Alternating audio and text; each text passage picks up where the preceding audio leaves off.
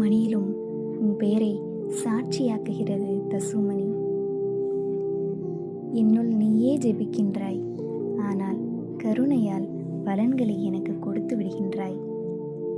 உன்னை மறந்துவிட்டேன் என நினைக்கும் போதே சட்டென்று கவிந்து விடுகின்றாய். எதிரே என்னுள்ளே என பல ஞாபகமாக. எங்கே செல்வேன், உன்னல்லாத துணையுண்டா? உன்னை நினைய ஆணையிட்ட நீ பின்பு மறதி என்னும் மாயையை ஏன் பகர்ந்தாய்?